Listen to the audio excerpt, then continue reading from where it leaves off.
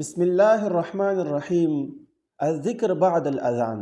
د اذان نه پس کم ذکر کول پکار دي؟ زما عزتمندو، په ورځ کې 15 اذانونه کیږي. سړی چې د هر یو اذان جواب ورکوي، د هغې نه پس د اذکار کوي، نو ډېر لوی اجر دا به حاصل کړي. او کم خلک چې نه کوي، هغه به د عظیم اجر نه محروم وي. حدیث د سعد بن ابي وقاص رضی الله عنه کې راځي. هغه فرمایي چې نبی صلی الله علیه وسلم فرمایلی دي: من قال حين يسمع المؤذن، کم سړی چې د اذان د مؤذن اذان واوري، هغه دا دعا ووایي چې اشهد ان لا اله الا الله، زه ګواهي کوم چې نشته د حقدار د بندګۍ په حق باندې مګر صرف یو الله دی، وحده ایک یو دی، لا شریک له، هیڅ یو شریک نه لري، وان محمدا عبده ورسوله، او محمد صلی الله علیه وسلم د الله بنده او د الله رسول دی.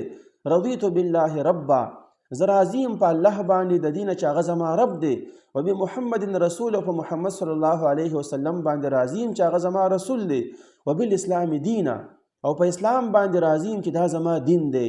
نبی صلی الله علیه وسلم فرمایي کم سړی چې دا دعا ووایي غفر له ذنبه، الله سبحانه وتعالی به د ټول ګناهونه معاف کړي. اسانه دعا ده چې انسان د اذان نه پس دا دعا ووایي چې اشهد ان لا اله الا الله وحده لا شریک له وان محمدا عبده ورسوله، رضیت بالله ربا وبمحمد رسولا وبالاسلام دینا.